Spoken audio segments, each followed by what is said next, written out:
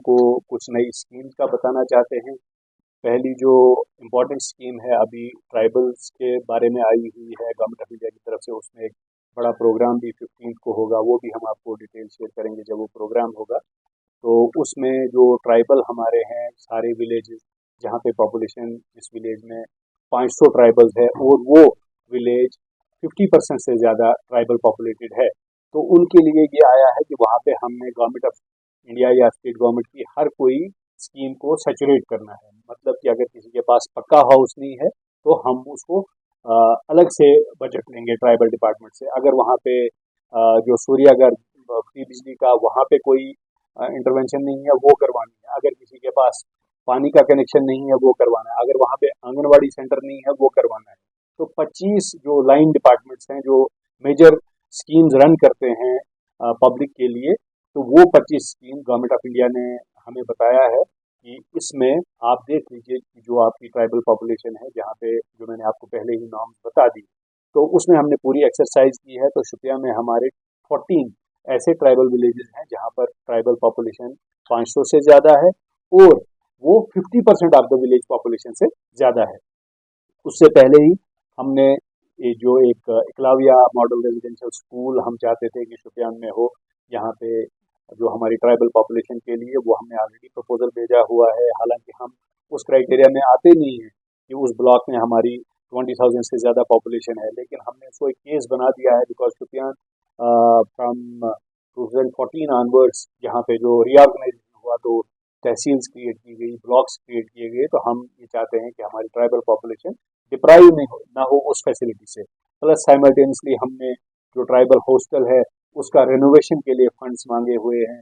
Plus यहाँ पे एक हम चाहते हैं कि जो ट्राइबल हमारे एंटरप्रेन्योर्स हैं जो प्रोडक्ट्स बनाते हैं, तो उनके लिए एक फैसिलिटेशन सेंटर बने जिससे जहाँ से शुपियन का जो प्रोडक्ट है ट्राइबल प्रोडक्ट वो बड़ी बड़ी मंडियों में पहुँचे। This is about the tribal development program जो गवर्नमेंट ऑफ इंडिया ने स्टार्ट किया है।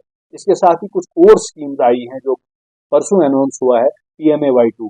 PMAY2 में वही गाइडलाइन है कि जिसका कच्चा हाउस है और वो म्यूनिसिपल लिमिट्स ऑफ शुपियन का रहने वाला है और वो रह गया है, तो वो अब पोर्टल दोबारा से खुला है, he can apply on that. उसमें 3 कैटेगरीज हैं, EWS है, MIG है और जो लोअर मिडिल इनकम में आते हैं, तो उनके लिए वो स्कीम है। They have to apply online on the portal और उनको PMAY के तहत फंडिंग होगी डिफरेंट स्टेजेस पे जब तक वो अपना मकान बना ले। क्योंकि पॉपुलेशन ग्रोथ जो हमारा रेगुलर फिनोमिना है, इसमें वो लोग आएंगे कि जिनकी 3 लाख तक पॉपुलेशन है या जो हायर स्टैंडर्ड्स उन्होंने फिक्स किए हैं, तो वो भी अब पोर्टल ओपन हो चुका है। उसमें हमारा म्यूनिसिपैलिटी जो है वो नोडल एजेंसी है, तो वहाँ पे जो हमारे SLTCs या CLTC जो लगे हुए हैं दे विल बी फैसिलिटेटिंग इट। तो उसके लिए भी हमने आपको बुलाया कि लोगों को पता चले जिनके पास अपना मकान नहीं है या जो एक लाइफ की ये स्टेज भी आ जाती है कि हम घर में एक छत के नीचे रह नहीं पाएंगे,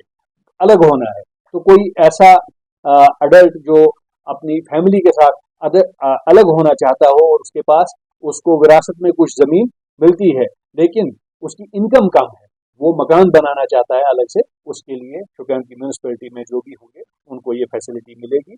वो उसमें अपलोडिंग अपना डॉक्यूमेंट करेंगे, they will be taken as a unit.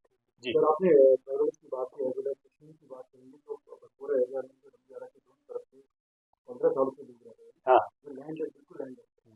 तो अभी हाल ही में फ्लड कंट्रोल की तरफ से कोई आदेश मिले वहाँ पे खाली करवा दिया है, तो उनके लिए कोई ऐसी स्कीम है ताकि वो रह सकें?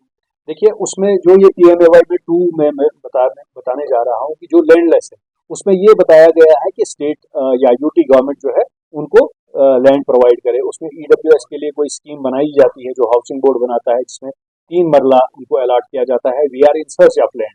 हम देख रहे हैं कि अगर हमें स्टेट लैंड का कहीं पैच मिल जाता है तो एक हाउसिंग कॉलोनी EWS के लिए with the approval of the government बनाई जाए ताकि वो एंटाइटल हो जाए after having that patch of land जो PMAY का जो उनको बेनिफिट मिले। तो we are working on that, हमने ऑलरेडी शुरू किया है।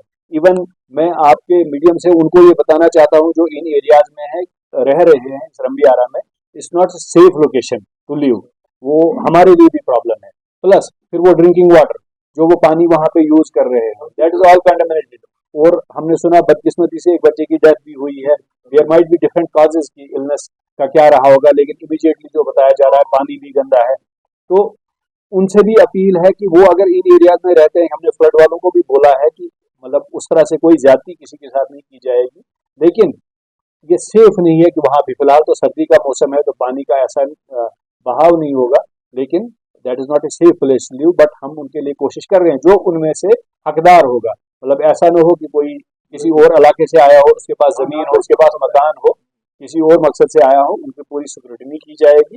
जो यहाँ का हकदार होगा या जो बाहर से भी आया है, जो हकदार है, जो डोमिसाइल है ड्यूटी का, तो उनके लिए हम कोशिश कर रहे हैं। आपने ये बता दिया कि जो जिसके पास हाउस नहीं है, जिनके जी। पास land नहीं है, उनको मिलेगा पैसा, लेकिन क्या ये एक इंस्टॉलमेंट में या नहीं नहीं, ये जो मुख्तलिफ इसमें 4 इंस्टॉलमेंट होती हैं। जैसे पहले टेक ऑफ स्टेज पे उनको दिया जाता है कि आप प्लिंथ का काम शुरू कर दीजिए, फिर वो लिंटर लेवल पे आ जाता है, फिर वो स्लैब लेवल पे, then it is the finishing level. 4 stage पे ये जियो टैग होता है, जिससे कंप्लीट प्रोसेस।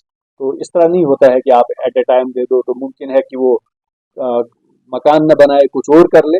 तो बट मकसद ये है कि वो मकान बनता जाए, उसको जियो टैग किया जाएगा, फोटोग्राफी होगी, और जो ही वो हो जाता है वो स्टेज पूरा, उसको नेक्स्ट फेज का वही पैसा सर, मिलेगा। जो वहाँ पे जिनके पास ऑलरेडी लैंड है, उन्होंने वहाँ पे नाजायज कब्जा किया है, उनके पास कोई फ्यूचर नहीं होता। कहाँ पे? वहीं अभी ग्यारह में सर, यहाँ पे चाइना स्कूल के आस पास देख सकते हैं, हाँ। तो वहाँ पे बहुत ज़्यादा एनक्रोचमेंट हो चुका है, तो लैंड